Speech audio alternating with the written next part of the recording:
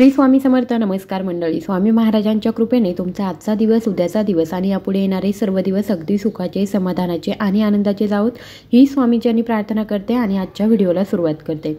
आज आपल्या व्हिडिओचा विषय असणार आहे, उद्या असलेल्या मौनी अमावस्येच्या दिवशी आपल्याला आपल्या मुलांवरून एक वस्तू उतरवून टाकायची आहे, ज्याच्यामुळे आपल्या मुलांमधील सर्व दोष दूर होतील. ते जर तुम्हाला त्रास देत असतील किंवा मग इतरही काही गोष्टी असतील, अभ्यासात ते तल्लख नसतील किंवा त्यांना वारंवार नजर लागत असेल, वाईट वागत असतील, वेगळ्या वळणाला गेलेले असतील, खूप जास्त प्रमाणामध्ये मोबाईल बघत असतील किंवा मग इतरही खूप जास्त त्रास देत असतील.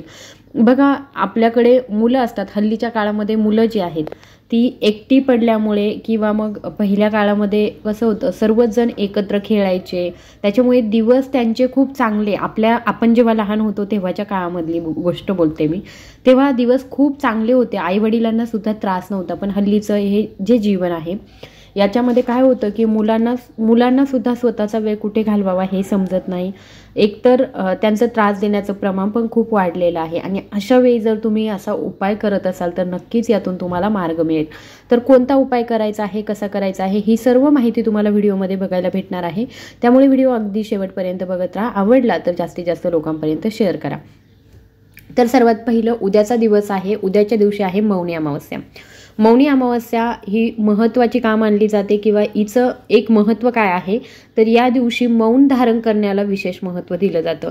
बाकीच्या ज्या अमावस्या आहेत त्यांच्यामध्ये आपण साधना करू शकतो किंवा काहीतरी पारायण म्हणा किंवा इतरही काही गोष्टी, सेवा म्हणा, अशा करू शकतो. या अमावस्येमध्ये सुद्धा या गोष्टी आपल्याला करायच्या आहेत. कोणत्याही सेवा तुम्हाला ज्या शक्य होतील त्या करा. कारण अमावस्येचा जो दिवस असतो त्या दिवशी नकारात्मक ऊर्जा जास्त कुठे ना कुठे आपल्याला मिळत असते किंवा नकारात्मक गोष्टी आपल्या बाजूला, आजूबाजूला घडत असतात. त्यांचा परिणाम आपल्या स्वतःवरती सुद्धा जास्त होत असतो. तर त्याच्यामुळे अमावस्येच्या दिवशी सेवा करण्याला विशेष महत्त्व दिलं जातं. आणि त्याचबरोबर उद्याची मौनी अमावस्या आहे. एक लक्षात ठेवा की उद्याच्या दिवशी आपल्याला दिवसभर कमीत कमी बोलून दिवस काढायचा आहे. मौनी अमावस्येला खरं तर दिवसभर मौन पाळणं महत्त्वाचं आहे, पण हे आपल्यासारख्यांना शक्य नाही आहे. आणि याच्यामुळे आंघोळीच्या अगोदर तरी कुणाशीही आपल्याला बोलायचं नाही. सर्वात पहिली आंघोळ करायची, त्याच्यानंतर थोडंफार आपण बोलू शकतो. त्याच्यानंतर आपल्या मुलांच्या बाबतीत सुद्धा ही गोष्ट करा. त्यांना अगोदर जास्त बोलून देऊ नका, नंतर मग थोडं बोलले तरीही हरकत नाही, परंतु आंघोळीच्या अगोदर तरी आपल्याला मौन पाळणं महत्त्वाचं आहे. ही एक गोष्ट लक्षात ठेवायची आहे. उद्याचा जो उपाय आहे तो करायचा आहे. तर आपल्या मुलांच्या डोक्यावरून आपल्याला भात ओवाळून काढायचा आहे. तर भात शिजवताना त्याच्यामध्ये मीठ टाकू नका आणि हा जो भात आहे तो अगदी मुठभर, एक मुलगा असेल तर 1 वाटीभर भात होईल, अशा पद्धतीने. 1 वाटीपेक्षा कमी झाला तरी सुद्धा हरकत नाही, पण जास्त भात करू नका, कारण तो जो भात आहे तो आपल्याला फक्त त्या उपायासाठीच वापरायचा आहे. 2 मुलं असतील तर 2 वाट्या घ्या आणि 2 वाट्या म्हणजे 2 वाट्या भात होईल एवढ्या प्रमाणामध्ये आपण भात शिजवायचा आहे. भातामध्ये मीठ टाकायचं नाही. मुलं सकाळी सर्वांचीच लवकर स्कूलमध्ये जातात. काहींचे 7 वाजता जातात, काहींचे 5:45, 5:45 किंवा मग 6, 6:15 असं स्कूल बस वगैरे येतात. त्यानुसार काहींची मुलं खूप लवकर जातात. तर त्यांनी मुलं घरून जाण्याच्या अगोदरच हा उपाय करायचा आहे.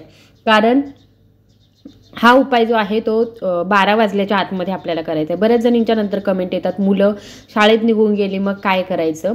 तर बघा, कोणत्याही अमावस्येला तुम्ही हा उपाय करू शकता. मुलांवरून भात उतरवून कोणत्याही अशा प्राण्याने खाल्ला पाहिजे जे आपले पितर असतात. तर बघा, कावळा असेल, मुंगी असेल, गाई असेल किंवा कुत्रा असेल, हे जे प्राणी आहेत यांच्यामध्ये आपण पितरांना बघत असतो. त्यांच्या पितरांचा वास त्यांच्यामध्ये असतो असं म्हटलं जातं.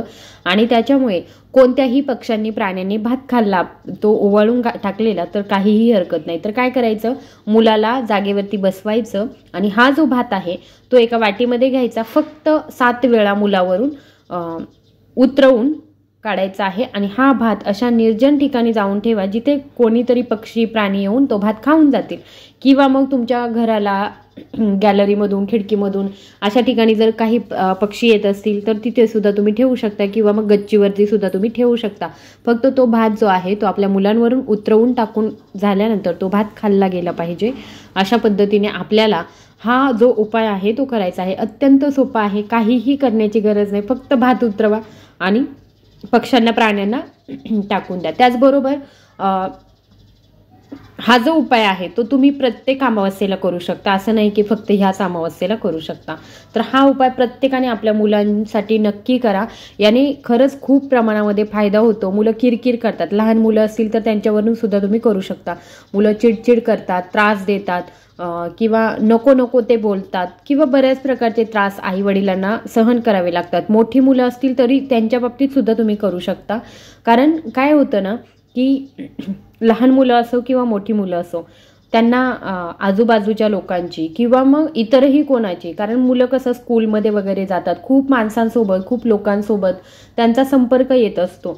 असंही आपण रस्त्याने चालू तरी सुद्धा आपला खूप लोकांसोबत असा संपर्क येतो, खूप लोक आपल्याला बघतात आणि कधी कधी एखाद्या व्यक्तीची जर वाईट नजर असेल तर ती वाईट नजर एखाद्याला बाधू शकते, लागू शकते आणि ही वाईट नजर निघून जावी किंवा तिचा त्रास आपल्या मुलाला होऊ नये म्हणून आपल्याला हा भाताचा उपाय प्रत्येक अमावस्येला आपल्या मुलांवरून करायचा आहे, मुलांवरून उतरवून टाकायचा आहे, ज्याने त्या मुलांची नजर निघून जाईल।